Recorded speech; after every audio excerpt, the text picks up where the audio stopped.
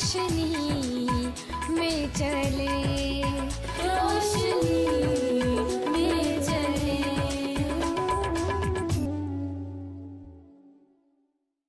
ناظرین، آج کے پروگرام میں ہم آپ کو خوش آمدید کہتے ہیں۔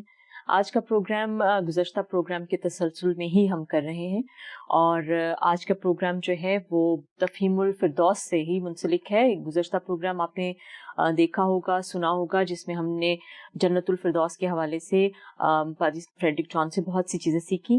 سو آج کا پروگرام جو ہے وہ تفہیم الجہنم کے حوالے سے ہے۔ یہ بہت خاص ٹاپک اور بہت خاص موضوع ہے، کیونکہ دنیا کے تقریباً تمام مذاہب میں جہنم کا تصور جو ہے وہ پایا جاتا ہے، لیکن آج ہم سیکھیں گے کہ کلام کی روشنی میں جہنم کا تصور اور تفہیم الجہنم ہے کیا۔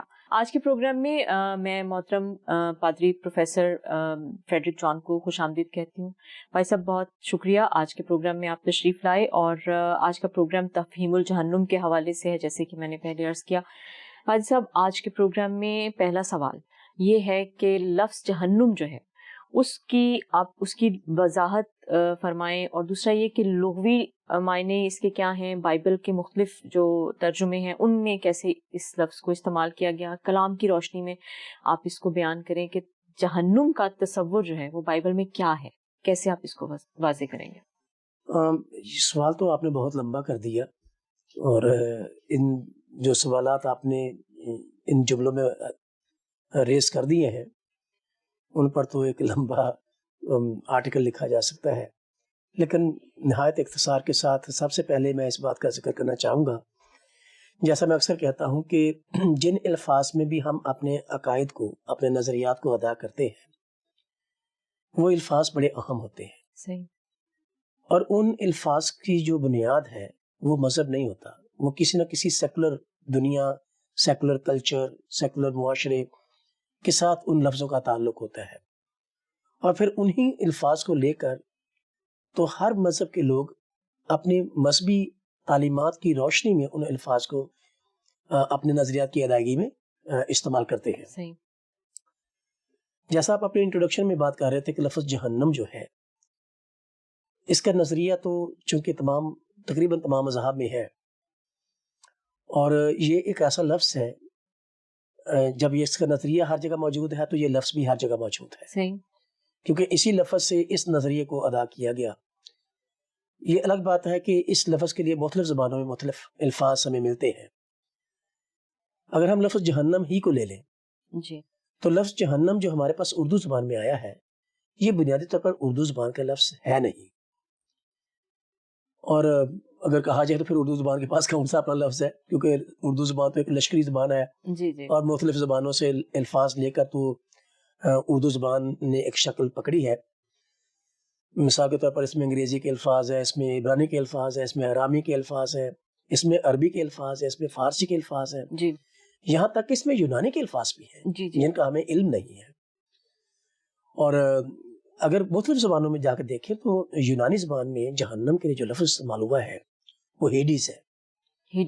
ہیڈیس بیسیکلی تو لفظ یونانی زبان کا ہے، لیکن یہ جب اردو تحریریں انگریزی تحریریں ہم پڑھتے ہیں تو انگریزی مصنفین نے بھی اس لفظ کو اسی طرح سے انگریزی زبان میں بھی ادا کر دیا۔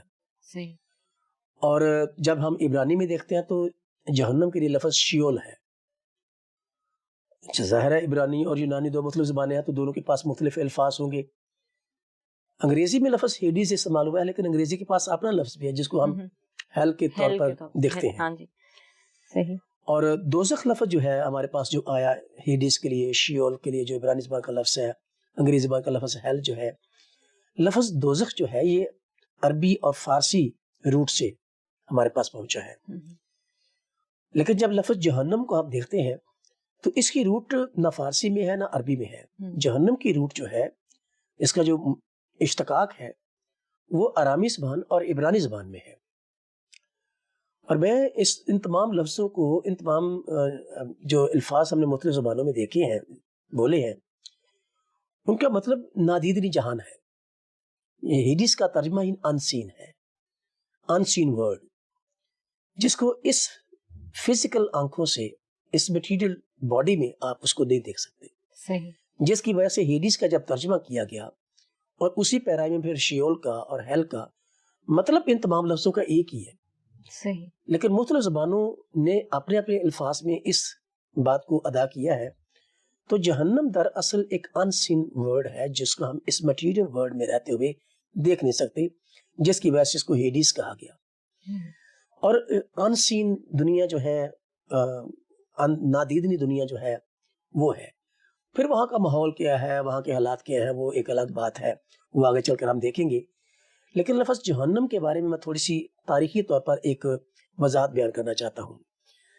بنیادی طور پر لفظ جہنم جو ہے یہ عبرانی زبان میں جائی بن حنون ایک شخص تھا، اور جائی لفظ جو عبرانی زبان کا ہے اس کا مطلب جگہ نہیں ہے، اس کا مطلب ویلی ہے، وادی ہے. اور یہ وادی جو تھی یہ یروشلم کے ساؤتھ میں تھی، یروشلم شہر کے ساؤتھ میں تھی.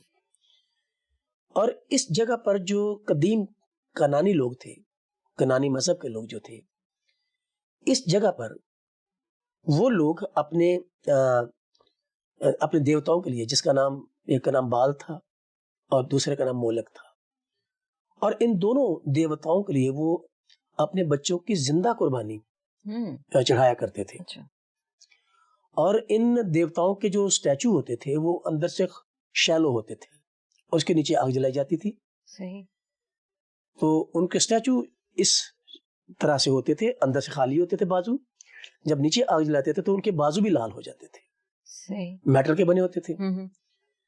اور جب وہ لال ہو جاتے تھے تو پھر اس کے اوپر زندہ بچے کو رکھا جاتا تھا، اور یہ سوچا جاتا تھا کہ بچے کی جتنی زیادہ چیخیں نکلیں گی اتنی ہی زیادہ ہماری دعائیں جو ہے بال اور مولک کے حضور میں پہنچیں گی، اس بچے کی اذیت سے، اس بچے کی چیخوں سے، اذیت سے. تو وہ جگہ اس وقت بھی اذیت کی جگہ تھی انسانوں کے لیے. وہ بچے جو رکھے جاتے تھے وہ بیسیکلی تو انسان ہی تھے نا. صحیح. تو انسانوں کے عذاب کی جگہ تھی وہ. اور ماں باپ بھی عذاب میں جاتے تھے، لیکن وہ ان کا مذہبی ایک نظریہ تھا، اس پر وہ کرتے تھے. لیکن اس کے بعد یہ جو جائی بن حنوم کی ویلی تھی جو یروشلم کے ساؤتھ میں تھی، جنوب میں تھی، جب بنی اسرائیل اس پر قابض ہوئے تو پھر یوسیہ بادشاہ کے زمانے میں جب اصلاحات ہوئی ہیں، اور بنی اسرائیل تو اس طرح کی قربانیوں کے قائل نہیں تھے جی، تو یوسیہ بادشاہ نے، جس کا ذکر ہمیں دوسرے سلاطین کی دوسری کتاب اس کا 23واں باب اس کی 10ویں آیت میں ملتا ہے. تو یوسیہ بادشاہ نے پھر اس طرح کی قربانیوں کو حکمن منع کر دیا. بے شک وہ غیر مذہب، کنانی مذہب کے لوگ کرتے تھے، لیکن یوسیہ بادشاہ نے کہا کہ یہ چونکہ سلطنت یہودیت کی ہے اور خدا پرستوں کی ہے، اور اس طرح کی قربانیوں کا سلسلہ اس نے بند کر دیا. صحیح. لیکن اس کے بعد یہ ہوا کہ یہ جگہ جو کہ بال اور مولک کے پجاریوں کے لیے عبادت کی جگہ تھی وہ تو بند ہو گئی. لیکن اس کے بعد ایک یہودی ربی ڈیوڈ کمہی اس کا ذکر کرتے ہیں اپنی کتاب میں، اور وہ کہتے ہیں کہ وہ اس جگہ کو گندگی کے ڈھیر کی جگہ کہتے ہیں. اچھا. اسی جگہ کو، ٹھیک، جہاں پہ جائی بن حنوم کو، اور جائی بن حنوم ہی کو بعد میں جائی حنوم کہا گیا، اور جائی حنوم ہی سے لفظ جہنم بنا ہے. اچھا. تو جائی حنوم جو ہے وہ بیسیکلی حنوم کی وادی تھی، لیکن جائی حنوم کو جہنم کے طور پر ادا کیا گیا، اور اس بات کے بیان میں ادا کیا کہ یہ وہ جگہ ہے، یہ وہ مقام ہے جہاں پر انسانوں کی تذلیل ہوتی ہے، عذاب ہوتا ہے اور تکلیف ہوتی ہے. اور پھر اسی جگہ پر ڈیوڈ کمہی جو ایک یہودی ربی ہے وہ یہ بیان کرتے ہیں ایک روایت کے مطابق کہ یہودیوں نے اس جگہ کو چونکہ وہ اپنے کسی اور مقصد کے لیے استعمال کرنا نہیں چاہتے تھے، تو شہر کے جو گندگی ہوتی تھی، کوڑا کرکٹ جو ہوتا تھا، وہ اس جگہ پر پھینکا جاتا تھا. اچھا. پھر اس میں آگ لگا دی جاتی تھی اور کوڑا اس پر ڈلتا رہتا تھا اور وہ آگ جلتی رہتی تھی. صحیح. تو پھر نہ وہ آگ بجھتی تھی، اور پھر گندگی کا ڈھیر جو ہے وہ اس بات کی علامت ہے. تو اس جگہ کو، اس لفظ کو، اس روٹ سے جہنم لفظ ہمارے پاس پہنچا ہے، اور علامتی طور پر وہ جگہ جو ہے جس کو جہاں سے لفظ جہنم ہمارے پاس آیا ہے، اور جس لفظ میں پھر اس نظریے کو ادا کیا گیا کہ جو لوگ گناہ کی زندگی بسر کرتے ہیں، جو لوگ گناہ کی زندگی بسر کرتے ہیں وہ آلودگی میں زندگی بسر کرتے ہیں, وہ گندگی میں زندگی بسر کرتے ہیں. صحیح. تو جو گندگی میں زندگی بسر کریں گے وہ اس مقام پر جس کو جائے ہنوم کہا گیا, جہنم کہا گیا, وہاں پر وہ جاتے ہیں اور وہاں پر ان کی آگ نہیں بجھتی اور ان کا کیڑا نہیں مرتا. اور یسوع مسیح نے اس ایڈیم کو اپنے بیان میں ادا کیا تھا. کئی بار یسوع مسیح نے اس بات کا ذکر کیا کہ وہاں نہ ان کی آگ بجھتی ہے اور نہ ان کا کیڑا مرتا ہے. یہ ایک ایڈیمیٹک یوز تھا اس محاورے کا, لیکن اس کا مطلب یہی تھا کہ وہاں پر ایک تو بدبو اٹھتی رہتی ہے اور پھر آگ جلتی رہتی ہے.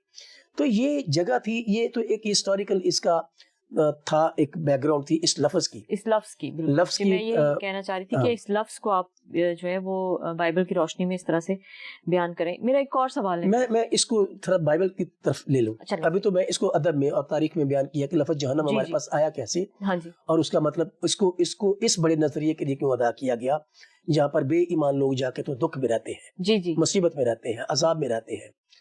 اب بائبل مقدس میں جب ہم دیکھتے ہیں تو اسی لفظ کے لیے بائبل مقدس سے مختلف الفاظ استعمال ہوئے ہیں. جہنم کے لیے جہاں پر بہت سارے لفظ مختلف زبانوں میں آئے ہیں, اردو زبان میں بہت سارے لفظ مزید بائبل مقدس کے اردو ترجمے میں لفظ, جیسے یسایہ 14 باب کی 9ویں آیت میں اسی جگہ کو جس کو جہنم کہا گیا ہے پاتال کہا گیا. پاتال سے ادا.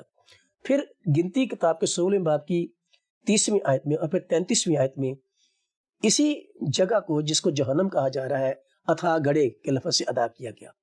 تو جہنم جو ہے وہ پاتال کے طور پر ادا کیا گیا, اس بات کو, اس نظریے کو پاتال کے لفظ میں ادا ہوا اردو زبان میں. پھر بائبل مقدس میں اسی جگہ کو, اسی مقام کو اتھا گڑے کے طور پر ادا کیا گیا. پھر اسی جگہ کو عالم ارواح کے طور پر بھی ادا کیا گیا. ہیڈیس کا جو لفظ ہے یہ انجیل مقدس میں آیا ہے اور اردو میں ہیڈیس کا ترجمہ عالم ارواح ہی کیا گیا ہے, جہاں پر مرنے کے بعد ارواح جاتی ہیں. پھر اسی لفظ کو یسوع مسیح نے, پر پولس رسول نے, یوحنا رسول نے اپنی تحریروں میں کثرت سے استعمال کیا. لیکن لفظ عالم ارواح کو یسوع مسیح نے بجائے جہنم کے اور پاتال کے اور اتھا گڑے کے, یسوع مسیح کے الفاظ کا اور محاوروں کا جب ترجمہ کیا گیا ہے انجیل مقدس کا, تو اس میں اردو مترجم نے اس لفظ کا جس کا ترجمہ جس کا یونانی زبان میں ہیڈیس کیا گیا ہے, اس کا ترجمہ یسوع مسیح کے بیانات میں مترجم نے عالم ارواح ہی کیا ہے. اور یسوع مسیح نے انجیل مقدس میں 4 بار اس لفظ عالم ارواح کا ذکر کیا. پولس رسول نے افسیہ خط میں قیدی روحوں کا اور عالم ارواح کا ذکر کیا. مثال کے طور پر افسیہ 4 باب اس کی 8ویں اور 9ویں آیت اگر آپ دیکھیں تو وہاں پر قیدی روحوں کا ذکر ہے اور عالم ارواح دونوں یہ لفظ بھی وہاں استعمال کیا پولس رسول نے. پھر یوحنا رسول نے مکاشفہ کتاب کے پہلے باب کی 18ویں آیت میں بھی عالم ارواح کا لفظ استعمال کیا, عالم ارواح کی کنجی کا جب ذکر کیا. تو یہ وہ سارے لفظ ہیں جو کہ انجیل مقدس میں, بائبل مقدس میں استعمال ہوئے ہیں. تو ان سارے لفظوں کے پیچھے اصل خیال وہی ہے کہ جہاں پر گندگی کا ڈھیر ہے, جہاں پر آگ جلتی رہتی ہے, جہاں پر عذاب ہے, جہاں پر انسانوں کو تکلیف ہوتی ہے, جہاں پر انسان مصیبت میں ہوتے ہیں, اس جگہ کو انڈیکیٹ کرتے ہوئے لفظ جائے ہنوم کو لے کر تو لفظ جہنم ہمارے پاس پہنچا. تو وہ تو اس کی ایک ہسٹوریکل لغوی وضاحت تھی.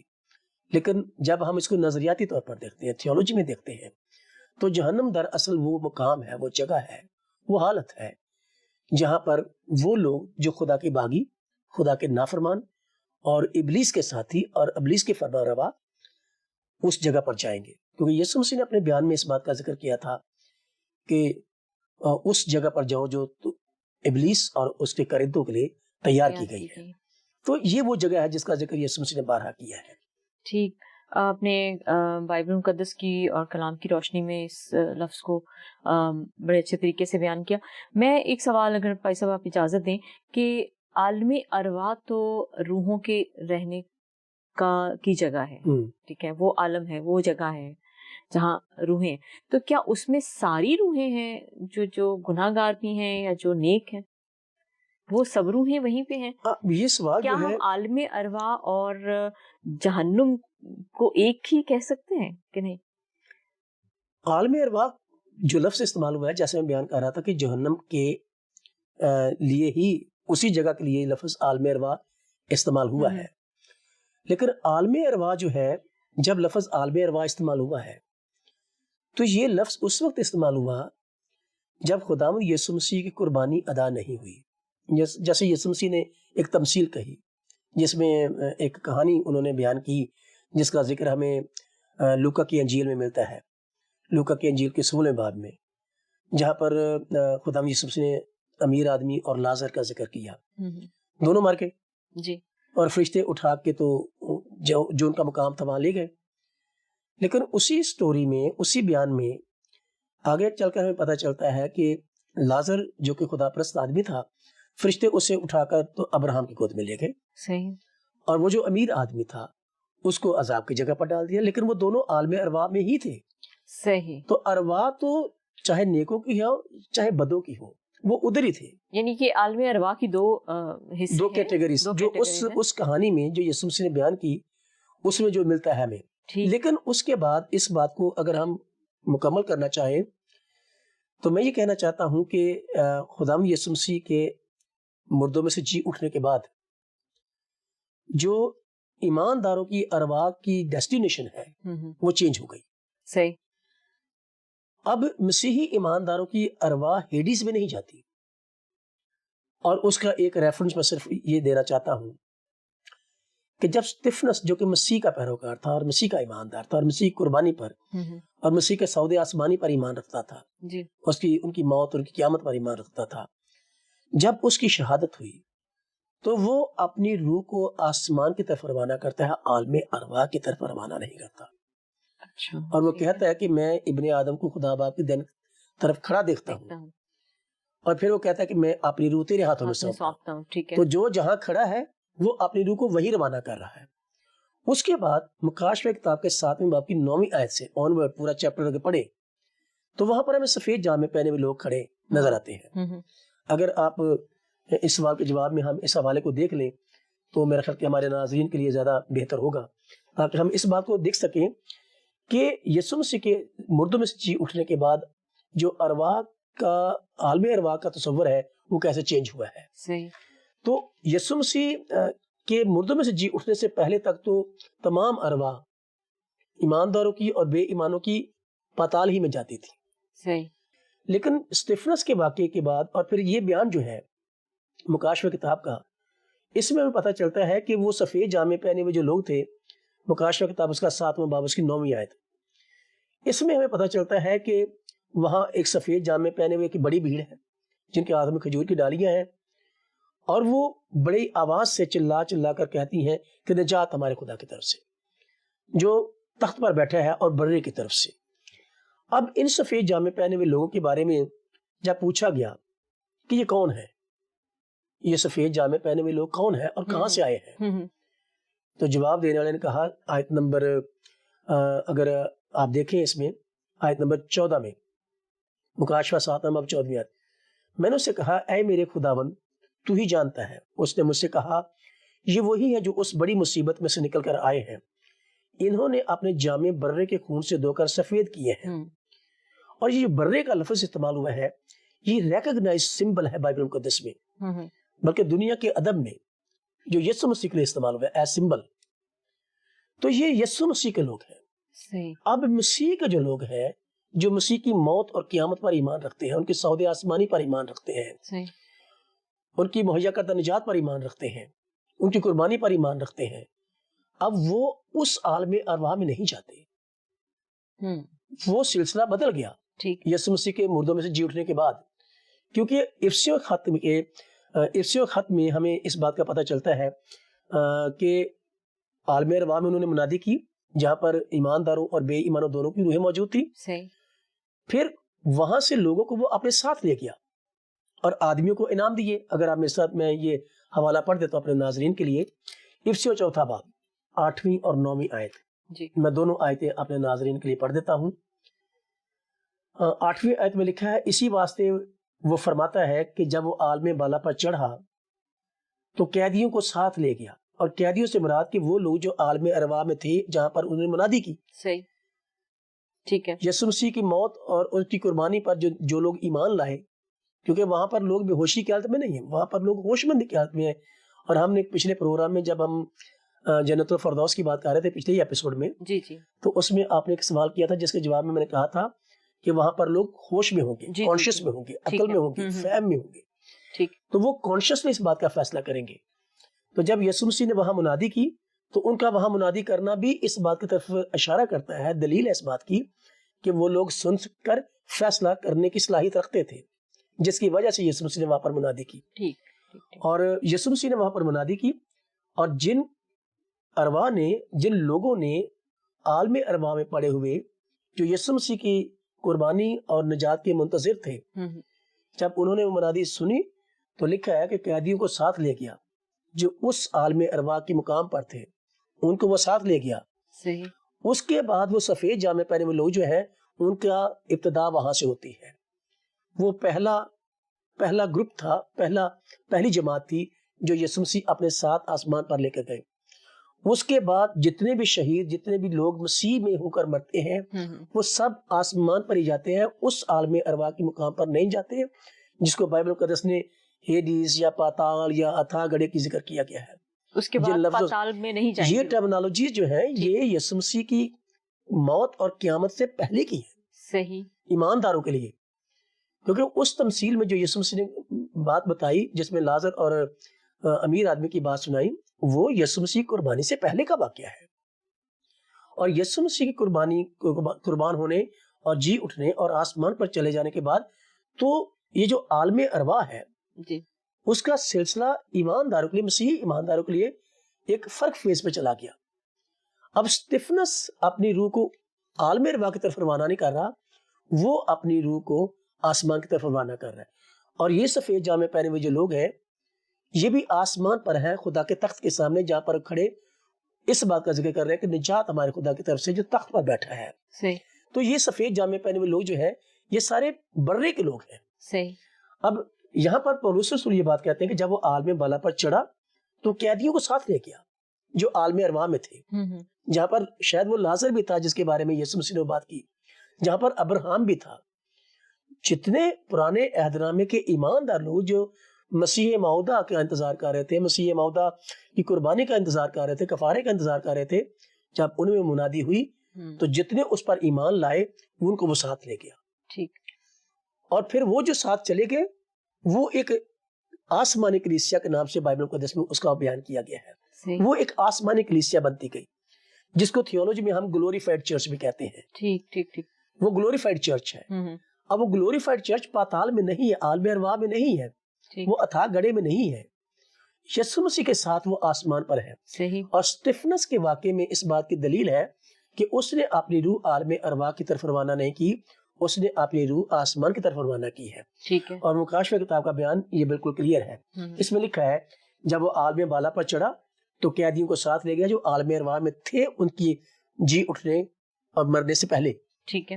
اور آدمیوں کو انعام دیے، اور اس کے چڑھنے سے اور کیا پایا جاتا ہے سوا اس کے کہ وہ زمین کے نیچے کے علاقے میں اترا بھی تھا. تو وہ اترا اس مقصد سے تھا کہ تاکہ ان کے پاس کوئی عذر نہ ہو کہ ہمیں تو منادی نہیں ہوئی، ہم نے تو انجیل کا پیغام نہیں سنا، ہم تو یسوع مسیح کی قربانی کا ذکر نہیں سنا. تو ان میں وہ منادی کی گئی اور جتنے لوگ اس پر ایمان لائے ان کو وہ آسمان پر لے گیا. اس کے بعد وہ سفید جامے پہنے ہوئے جو بھیڑ اوپر نظر آتی ہے. اب مسیحی ایماندار پاتال میں نہیں جاتے، مسیحی ایماندار ہیڈیس میں نہیں جاتے. مسیحی ایماندار جو ہے وہ اس سفید جامے پہنے ہوئے بھیڑ میں جا کر شامل ہو جاتے ہیں جو ہر وقت قدوس قدوس کہہ کر اس کی عبادت میں لگے رہتے ہیں. صحیح. تو اب عالم ارواح جو ہے وہ ایک تو وہ ہے جو پاتال میں ہے، وہ ابھی بھی کیٹیگری موجود ہے جہاں پر مسیحی ایماندار نہیں جاتے، وہ آسمان پر جاتے ہیں. صحیح. اور جتنے مسیح پر ایمان رکھتے وہ ابھی بھی وہی ہیں اور وہ عدالت کے روز کے دن کا انتظار کریں گے. بہت شکریہ پادری صاحب، آپ نے بہت مفصل اور بہت جامع انداز میں اور بڑے مفصل اور بڑی ٹیکنیکلی ساری چیزیں آپ نے بتائی ہیں، پرانے عہد نامے سے نئے عہد نامے سے کچھ حوالہ جات آپ نے شیئر کیا ہمارے ساتھ. اور میرے خیال میں ناظرین کے لیے بھی یہ بہت فائدہ مند رہا ہوگا یہ ساری باتیں جو اب ہم سیکھ رہے ہیں. اور عالم ارواح کا جو آپ نے تھوڑی سی تفصیل بیان کی اس حوالے سے. تو پروگرام کا وقت چونکہ ختم ہو رہا ہے تو ہمارے جو اور سوالات ہیں اور اس کے متعلق ناظرین میں آپ کو بتاؤں کہ بہت سی سوالات تھے, بہت سی باتیں ہیں جو ابھی ہم کرنا چاہ رہے ہیں, لیکن چونکہ پروگرام کا وقت ختم ہو گیا ہے ہم کچھ اور سوالات جو ہیں وہ آپ کے ساتھ نیکسٹ ایپیسوڈ میں کریں گے پائے صاحب کے ساتھ, اور وہ آپ کو سیکھنے کا موقع ملے گا.